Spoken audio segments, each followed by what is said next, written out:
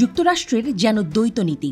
একদিকে তারা বলছে মধ্যপ্রাচ্যে বৃহত্তর যুদ্ধ চায় না, আবার তলে তলে ইসরায়েলের জন্য বিলিয়ন বিলিয়ন ডলার পাঠাবে। সে অর্থের জোরেই কি ইরানের বিরুদ্ধে প্রতিশোধ নেয়ার কথা ভাবছে ইসরায়েল? ইরানের বিরুদ্ধে পাল্টা হামলায় জড়িত থাকতে না চাইলেও ইসরায়েলের জন্য স্থগিত করা 14 বিলিয়ন ডলারের সহায়তা প্যাকেজ অনুমোদনের দিকে এগোচ্ছে যুক্তরাষ্ট্র।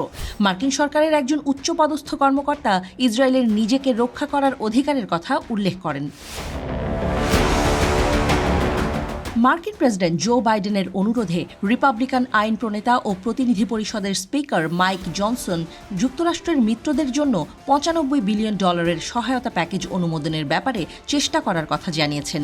এই সহায়তা প্যাকেজ অনুমোদিত না হওয়ার পেছনে প্রধান ব্যক্তি তিনিই ছিলেন। সহায়তা প্যাকেজের 95 বিলিয়ন ডলারের মধ্যে ইসরায়েলের জন্য 14 বিলিয়ন ডলার, ইউক্রেনের জন্য 60 বিলিয়ন ডলার এবং এশিয়ায় যুক্তরাষ্ট্রের অন্যান্য মিত্রদের জন্য 21 বিলিয়ন ডলার রয়েছে। যুক্তরাষ্ট্রের সহায়তা প্যাকেজের কথা শুনেই কি তবে ইসরায়েল হালে পানি পেয়েছে? কারণ মধ্যপ্রাচ্যে যাতে যুদ্ধ ছড়িয়ে না পড়ে সেজন্য ইসরায়েলের মিত্র দেশগুলো ইরানে পাল্টা হামলা না করার পরামর্শ কিংবা আহ্বান জানিয়েছে। তবে ইসরায়েলের সেনাবাহিনীর প্রধান জানিয়েছেন তাদের ভূখণ্ডের ভেতরে ইরান যে ড্রোন ও মিসাইল হামলা চালিয়েছে সেটির জবাব দেয়া হবে। ইরানের হামলার জবাব অবশ্যই দেবে ইসরায়েল বলে মন্তব্য করেছেন দেশটির প্রতিরক্ষা বাহিনীর প্রধান লেফটেন্যান্ট জেনারেল হারজি হালেভি। ইরানি হামলায় ক্ষতিগ্রস্ত ইসরায়েলি বিমান ঘাঁটি পরিদর্শনকালে হালেভি এ মন্তব্য করেন। গত শনিবার গভীর রাতে ইরানি হামলায় ঘাঁটিটি ক্ষতিগ্রস্ত হয়।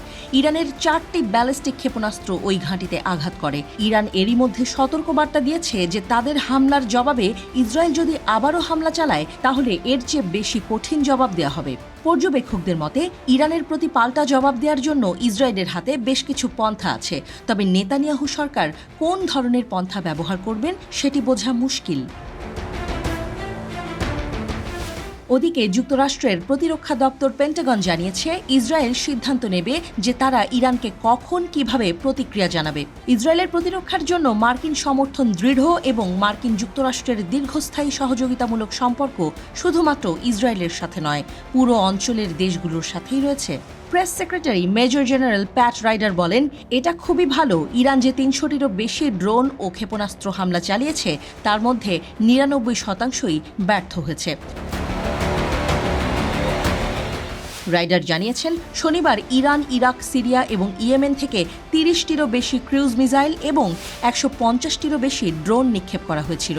রাইডারের মতে মার্কিন যুক্তরাষ্ট্রের মনোযোগ এখন ইসরায়েলের প্রতিরক্ষা এবং মার্কিন বাহিনীর সুরক্ষার দিকে রয়েছে।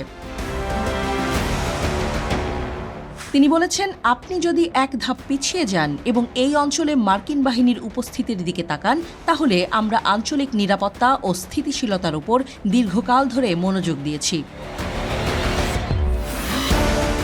রাইডার হামলার সম্ভাব্য ইসরায়েলি প্রতিক্রিয়া সম্পর্কে মন্তব্য করতে অস্বীকার করেন, তবে তিনি জানিয়েছেন ইসরায়েলের সাথে নিয়মিত যোগাযোগ করছে পেন্টাগন।